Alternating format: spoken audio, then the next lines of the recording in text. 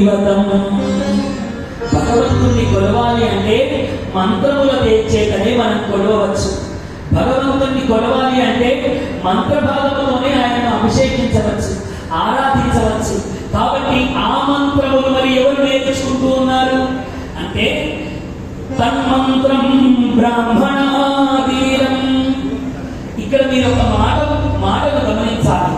ఆదీనము అంటే బ్రాహ్మణులు దాచిపెట్టుకున్నారని అర్థం కాదు, వాటిని చదవగలిగేంత నిష్ఠా నియమములను కలిగి ఉన్నారని అర్థం.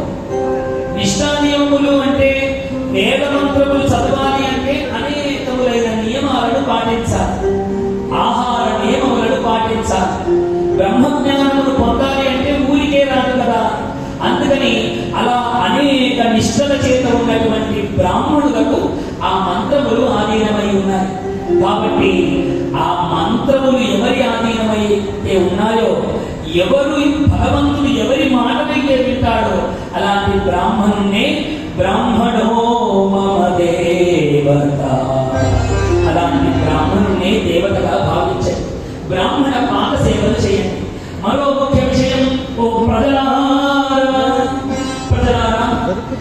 ప్రభువు అనేవాడు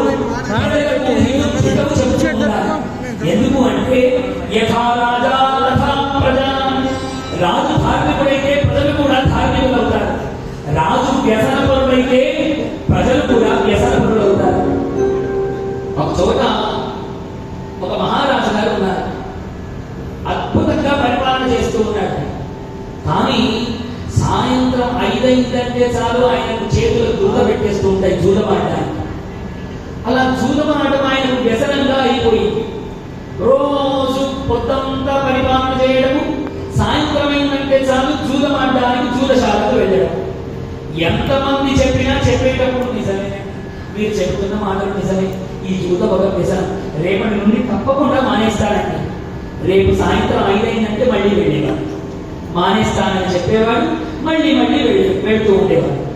ఇలా వెళుతూ ఉంటే వీడు నిలబడి ఉన్నట్ట. గురువు గారు ఎలా నిలబడి ఉన్నారు? కాషాయ వస్త్రములు వేసుకొని నిలబడి ఉన్నారు.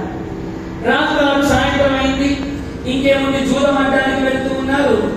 ఆ మాంసపు కొట్టు దగ్గర చిత్రమైన ఘటనను చూశాడు రాజు. ఏం చూశాడు? కాషాయ వేషము ధరించినటువంటి ఈ సన్యాసి మాంసము కొనడము చూశాడు. చూడగానే రాజు రథాన్ని ఆపి, అదేమిటయ్యా నువ్వు కాషాయధారిగా ఉన్నావు, సన్యాసిలాగా ఉన్నావు, మాంసం తినవచ్చునా అనగానే, అవును రాజా, నేను మాంసము రోజు తిననండి, ఎప్పుడైనా మందు తాగాలనిపించినప్పుడే తింటానండి అన్నాడు. అంటే నువ్వు మందు కూడా తాగుతావా అని అడిగాడు. లేదండి, ఎప్పుడు తాగను, ఎప్పుడైనా వేశ్యల దగ్గరికి వెళ్ళాలనిపిస్తేనే తాగుతానండి అన్నాడు. అంటే నువ్వు వేశ్యల దగ్గరికి కూడా వెళ్తావా అన్నాడు. ఎప్పుడు వెళ్ళరండి, ఎప్పుడైనా జూదంలో బాగా డబ్బులు వస్తే అప్పుడు మాత్రమే పెడతానండి అన్నాడు. అంటే నువ్వు జూదం కూడా ఆడతావా అన్నట్ట. అనగానే అప్పుడప్పుడు తప్పదు కదా అన్నట్ట. ఈ కాషాయ వస్త్రము ధరించి ఇదే పనయ్యా నీకు బుద్ధి లేదా అన్నాడు.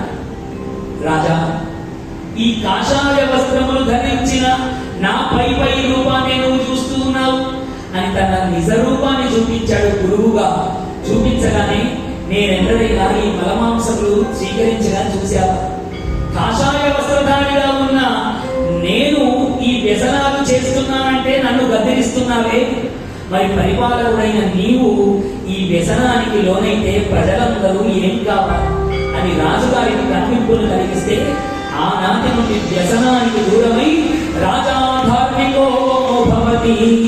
ఆ రాజు ఆనాటి నుండి ధార్మికుడై నిరంతరము భగవన్నామ సంకీర్తనలో భగవంతుణ్ణి చేరే మార్గము ప్రజలకు సూచించాడు. ఇదే విషయం పృథు మహారాజు తెలియజేస్తూ ఉన్నాడు. మరి భగవంతుణ్ణి చేరుకోవాలి అంటే హరినామ సంకీర్తన